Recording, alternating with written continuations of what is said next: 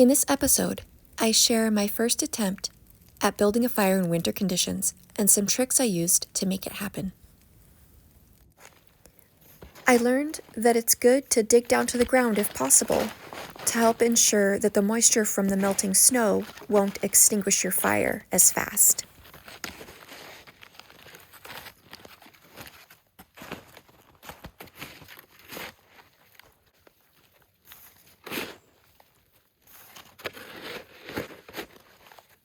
Now, thankfully, I'm in the safety of my own backyard, and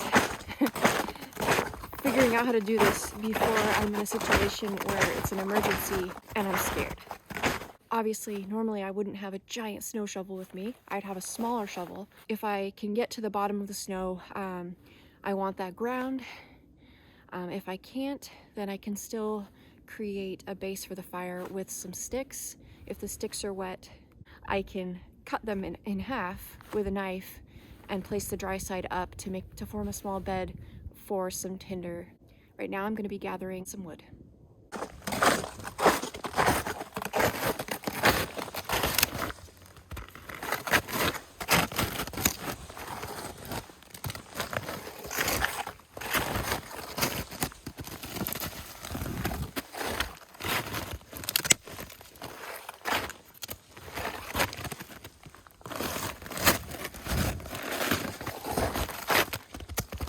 So from my limited research that I've been doing the last few days, one of the best things to use for tinder is like dry peeling bark.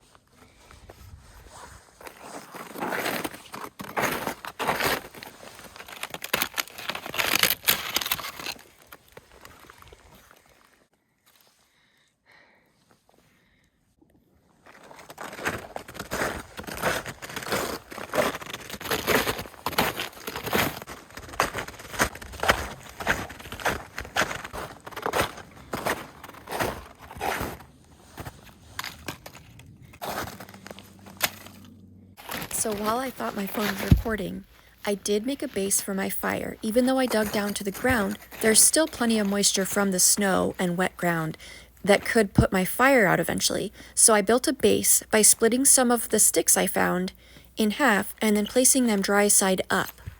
I also went and grabbed some dried beech leaves that were still on the beech trees and used that along with the birch bark for tinder to start the fire.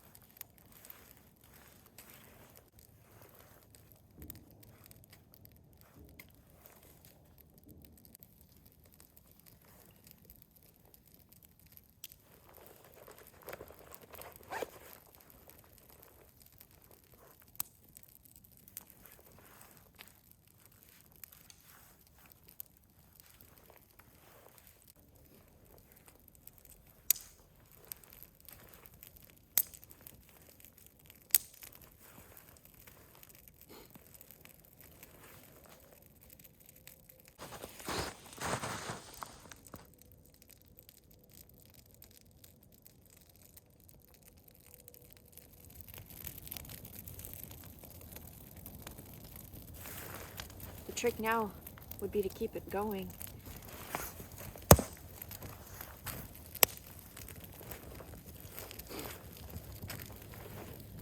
Feeding it, I guess, little bits at a time, and then working your way up to maybe some more substantial pieces of wood, but if they're dry, that is, I guess.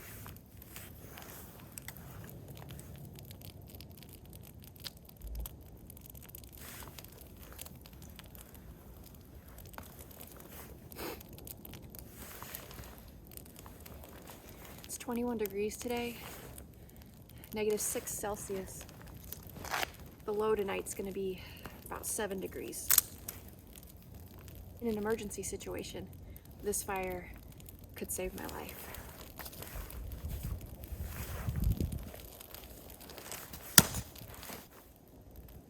I don't want to feed it too much of it at once. So,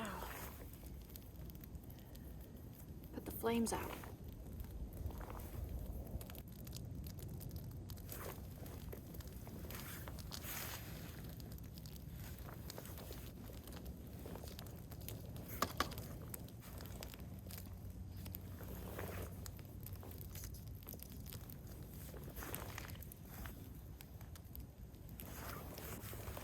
Now it's a small fire, putting off a small amount of heat, but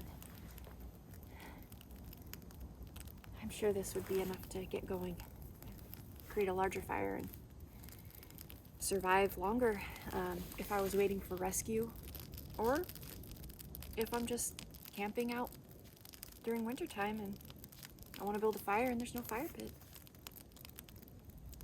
Granted, that is if fires are allowed in that area. So that is an important thing to follow.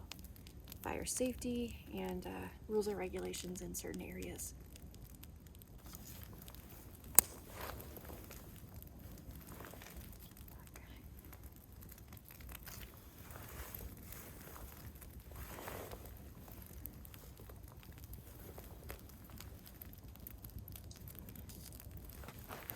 Get very close to me here.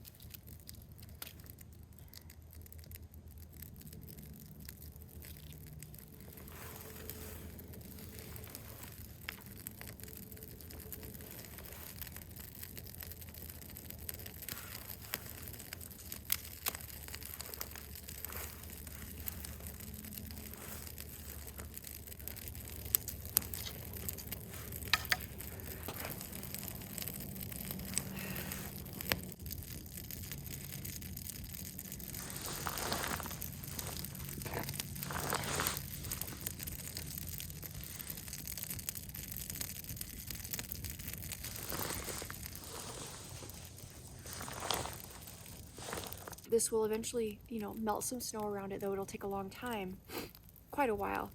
because snow, a lot of times it's super absorbent. So whatever snow does melt, the snow around it absorbs that water, and so it doesn't really affect the fire until quite a bit later. I also learned from my research that snow not only absorbs water around it, but it also absorbs sound waves. That's why it's so quiet after a fresh snowfall. But then after the snow melts and then refreezes, it will reflect sound waves. Super interesting. Thank you for joining me today, you guys. Stay safe while you're out there. I'll see you on the next one.